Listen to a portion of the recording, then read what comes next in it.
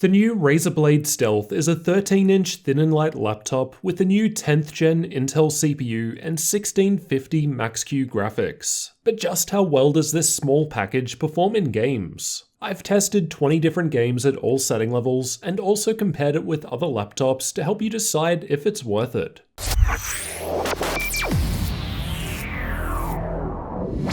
This is the late 2019 version of the Razer Blade Stealth 13. For the specs, it's got a 10th gen Intel i7-1065G7 Ice Lake quad-core CPU, NVIDIA GTX 1650 Max-Q graphics, 16GB of memory and dual channel, and a 13.3-inch 1080p 60Hz screen. At first, you might be thinking this is a lower spec laptop, but it's a 13-inch thin and light machine. At the moment, this is pretty much as good as you can get at this size. So keep that in mind before complaining that it's only got 1650 Max-Q graphics. Basically, it's for people that want to prioritize size and portability, but are still happy to pay more for some level of gaming performance, as you could definitely pay less to get a larger laptop with higher specs. I've done all testing with gaming mode enabled and the fan set to max speed in the Razer Synapse software so that we can get the best possible performance.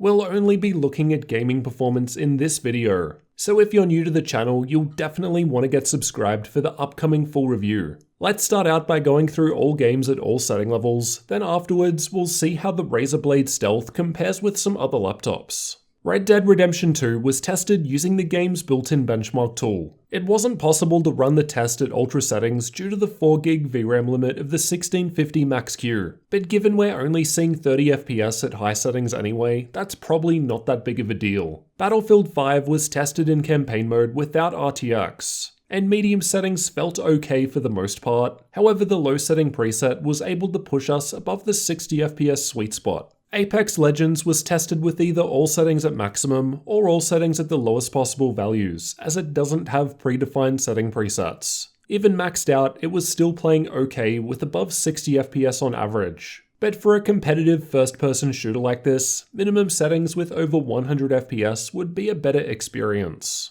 Call of Duty Modern Warfare was tested in campaign mode, and I've also tested it with the settings either maxed out or at minimum. With minimum settings, it was still easily playable with above 60 FPS. Borderlands 3 was tested using the game's built-in benchmark. Only low settings and below were able to offer a 60 FPS average frame rate and above. Control was only really playable with the low setting preset, which I don't think is too much of an issue as I think the game still looks pretty decent even at minimum settings. Shadow of the Tomb Raider was tested with the built-in benchmark, and like many of these more demanding games, only low settings and below was able to hit 60 FPS averages and above. Ghost Recon Breakpoint was also tested with the benchmark tool, and this time low settings wasn't quite able to average 60 FPS in this test, but it should still be playable. Far Cry New Dawn was tested with the built-in benchmark, and despite this being more of a CPU-heavy test, our 15-watt chip is almost able to hit 60 FPS with low settings.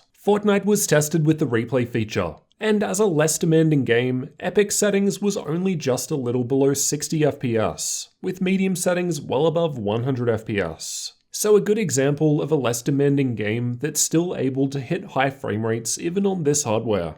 Overwatch is another less demanding game and was tested in the practice range. Even at epic settings, the 1% low was above the refresh rate of the screen, so it was still playing smoothly with 100 FPS and above achieved at ultra settings and below. CSGO was tested using the Euletical FPS benchmark, and as a game that depends primarily on CPU power, the results are down due to the 15-watt CPU. However, well above 100 FPS was still possible with all settings maxed out. Dota 2 was tested playing in the middle lane, and as another primarily CPU-heavy game, the results are lower compared to other higher-spec laptops that I've tested. Despite that though, ultra settings still averaged above 120 FPS, while high settings had a 1% low that was even higher than the screen's refresh rate. Rainbow Six Siege was tested with the built-in benchmark, and even with the highest ultra setting preset, was averaging above 60 FPS with the 1% low not too far behind comparatively. The Division 2 was also tested with the built-in benchmark, and it was just possible to reach 60 FPS with the medium setting preset, as this is more of a resource-heavy game compared to the last few. PUBG was tested using the replay feature, and high settings was still able to run over 60 FPS, with minimum settings surpassing 100 FPS, which could still be worthwhile for reducing input lag. Assassin's Creed Odyssey was tested with the built-in benchmark, and as more of a CPU-heavy test, the results are on the lower side, but it doesn't need a super high frame rate to play. Watch Dogs 2 is a resource-heavy game, but I think it still plays fine with a stable 30 FPS, so no issues playing even with the very high setting preset, which was close to 30 FPS for the 1% low. The Witcher 3 was playing okay at high settings. However, low settings was able to push us up to a 60 FPS average. Ultra settings was a bit more stuttery, as shown by the average being lower than the 1% low from high settings. F1 2019 was tested using the game's benchmark tool, and although max settings was only just below 60 FPS, stepping down just one level boosted the 1% low above this with almost 100 FPS on average. Next, let's take a look at how this config of the Razer Blade Stealth compares with other laptops. Use these results as a rough guide only, as they were tested at different times with different drivers. In Shadow of the Tomb Raider, I've got the Razer Blade Stealth highlighted in red near similarly spec'd machines. In this case, it was at the bottom, but performing the same as the MSI Prestige 15, which has the same 1650 Max-Q graphics, though with 6 CPU cores rather than the 4 in the Blade Stealth. These are the results from Far Cry 5 with ultra settings in the built-in benchmark. This seems to be more of a CPU-heavy test, so it's now slightly behind the Prestige 15 with better CPU, and the Blade Stealth is now slightly ahead of the Lenovo L340, which also has a quad-core CPU, but the higher-powered 1650. Granted, that one uses single-channel memory. The Battlefield 5 results were interesting, well at least compared to the MSI Prestige 15, which was performing significantly lower for some reason in this test. In any case, the performance isn't too much below the 1650 laptops. Although I've only compared a few games at max settings, as we've seen, the Razer Blade Stealth is definitely playing most games perfectly fine at 1080p. You just need to drop down to low or medium settings in most cases. Honestly, this is quite impressive. You need to keep in mind that this is a 13-inch laptop. Most others at this size max out with the MX250.